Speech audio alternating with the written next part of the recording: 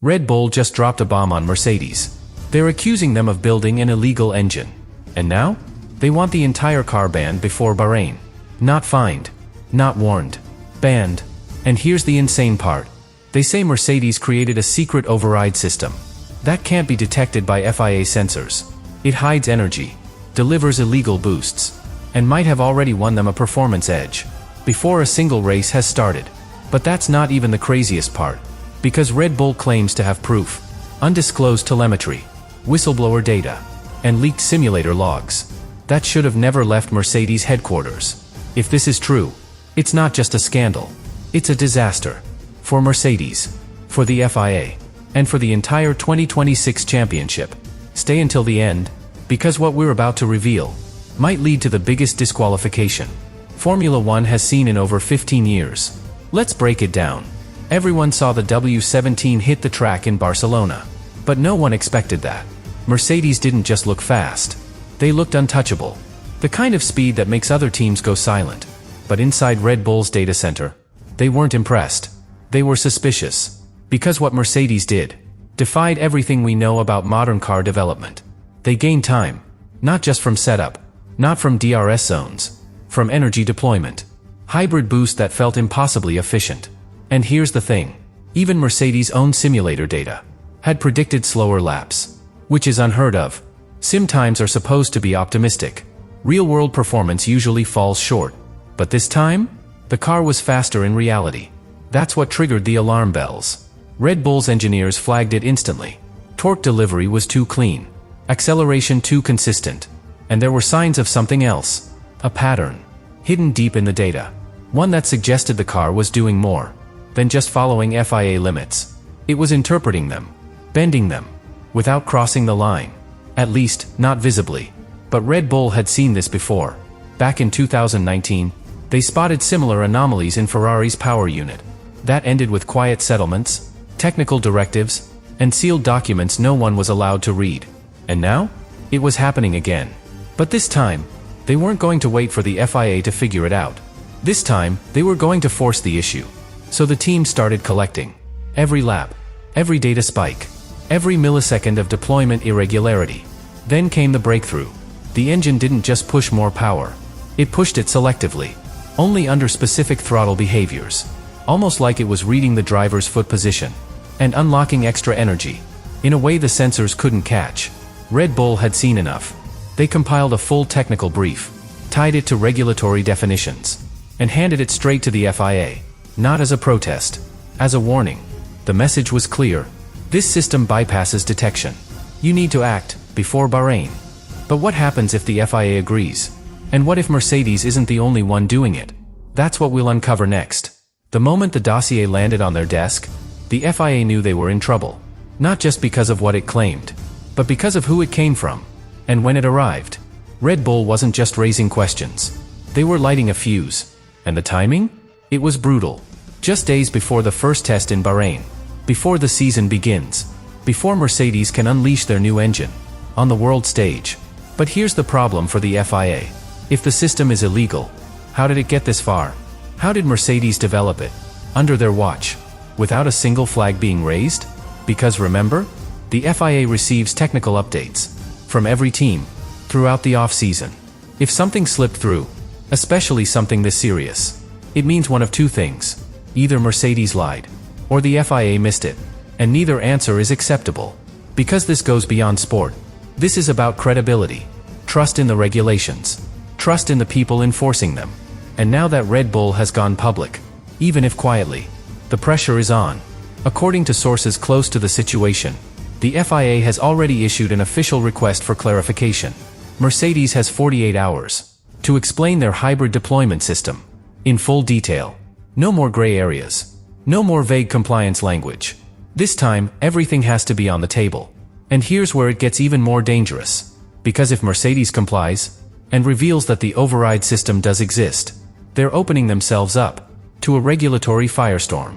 But if they don't, if they stall, or refuse to disclose specifics, then the FIA has the right to launch a provisional ban under emergency compliance rules.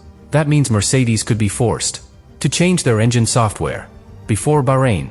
No testing, no simulation, Just guesswork. And risk. But the real danger for the FIA is what this could start. Because once one team is accused, others follow. Ferrari, McLaren, Aston Martin. Every team with a competitive hybrid setup is now under the microscope. And that could explode into the biggest technical investigation since the turbo cheating scandals of the late 1980s. So what does the FIA do? Act now and risk a political nightmare? Or delay and let the most controversial system in recent memory hit the track untouched? Either way, they lose. And Mercedes? They're not backing down. Because according to insiders, they believe their system is fully legal, built within the margins, executed with precision. And if the FIA punishes them now, they'll fight it in court. Which means this story isn't ending in Bahrain. It's only just beginning. But what Red Bull did next shows they're playing a much deeper game. And it all starts with the whistleblower. Every war has a turning point. And this one came quietly. Not from a press conference. Not from a car launch. But from a single line of text. A file. Encrypted. Unlabeled. Sent directly to a Red Bull server 2 weeks before Barcelona testing. And what was inside?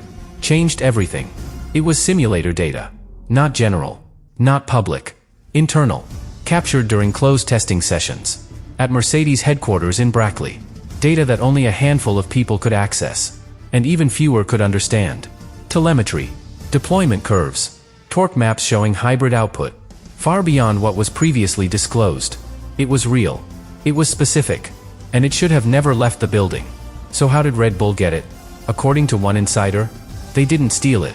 It was given to them by someone from inside Mercedes, a former engineer, Power Unit division, no longer under contract, but still holding the blueprints, still carrying access, still angry, because what we're hearing now is that this wasn't just a technical leak. It was personal, an act of revenge against the system, against how things ended, and that makes it far more dangerous, because it means Red Bull didn't just file a protest. They built a case. Using Mercedes' own tools. Let that sink in. The FIA isn't just responding to speculation. They're reacting to first-party evidence. Data that could only have come from someone who helped build the system. And that gives the accusation an entirely different weight. Inside Mercedes, the mood has changed. Security protocols have been reset. Access logs reviewed. Legal teams activated. Not just to defend the car, but to track the leak. To find out who broke ranks. Why they did it. And whether anything else has been exposed. Because here's the worst-case scenario. If this insider also shared design logic, source code, deployment patterns, or internal testing results, then Red Bull could be doing more than accusing Mercedes. They could be reverse engineering the advantage, silently, strategically, before the season even begins. And if that's true, then Red Bull isn't just trying to get Mercedes banned. They're trying to replace them at the top, not by racing, but by dismantling their dominance from the inside out. And here's what nobody saw coming. The FIA now knows there's a credible technical system that might violate the hybrid rules. They also know that Red Bull received information from a source no one is legally allowed to quote. So how do they act? Can they investigate based on stolen data? Can they punish a team without revealing where the evidence came from? Because if this goes to court, everything becomes public. The leak, the whistleblower, the override system, every exploit, every secret. And once that happens, Formula One's most powerful team might never recover. But Mercedes is not out yet. Because while Red Bull was preparing a protest, Mercedes was preparing something else. A counterattack. And it's coming next. While headlines exploded, while the FIA scrambled, while fans argued online about who crossed the line, Mercedes stayed silent. Not defensive. Not panicked. Calculated. Because this isn't their first time in the storm. They've been here before. Under fire. Under suspicion. And every time, they didn't just survive. They came back stronger. But this time, the stakes are higher. Because this time, the accusation strikes at the very core of the car. The engine. The hybrid logic. The entire foundation of the W17's performance. So what did Mercedes do? They didn't go to the press. They didn't argue in public. They went straight to the rules. Deep into the regulation book. Into the exact gray zones. Red Bull is trying to weaponize. And what they found might save them. Because according to internal sources, Mercedes believes their override system is not illegal. Not by wording. Not by precedent. Not by intent. They argue that energy deployment can be modulated by driver input, as long as it doesn't exceed recovery or release limits. And their system doesn't. It doesn't add power. It reshapes it, moves it, times it, based on the driver's throttle pressure, not a software hack. In their words, it's not a cheat. It's a response system. Reactive, driver-led, legal under current definitions. And to prove it, Mercedes compiled their own dossier. Telemetry, control diagrams, sim outputs compared against FIA thresholds. A full technical package, ready to defend the system, in front of the sport's highest authorities. But that's not all. They also prepared a legal response. Because if the FIA tries to ban the system, based on ambiguous language, Mercedes will challenge the decision, under procedural law, and they'll win. Why? Because no technical directive was ever issued to forbid override logic, based on driver modulation. Not in 2025. Not in the build-up to 2026. And without that directive, any sudden ruling could be seen as regulatory overreach, which is why the FIA is hesitating. Because banning Mercedes now could trigger legal chaos, a precedent that would hit every other team using adaptive logic. And the truth is, they all are. Ferrari, Aston Martin, even Red Bull themselves, use variable energy patterns, tied to throttle and steering behavior. So if Mercedes is guilty, who isn't? And that's exactly what Mercedes is now implying. If you ban us, you ban them too. That's the trap. Because if the FIA acts, they burn the entire grid. If they don't, they let the system race, knowing full well it might be a loophole with no limit. And that's when Mercedes made their move. They didn't wait. They invited FIA officials to Brackley to inspect the system, to see every line of code, every switch, every control input. Because Mercedes knows the only way out of this is to expose the entire process and prove that what they built was never illegal, just smarter. And while the world was distracted by Red Bull's protest, Mercedes had already planned the defense months ago, before the first leak, before the first lap. Because what if the real story isn't that Mercedes cheated? What if the real story is that they built a system so advanced no one else understood it? Until now, every sport has rules, but in Formula 1, rules are never just rules. They're weapons. They're leverage. They're how power moves behind the scenes, without a single car leaving the garage. And right now, there's a shift happening. Quiet, massive, and invisible to most fans watching from the outside. Because what Red Bull is really fighting for is not to ban a car.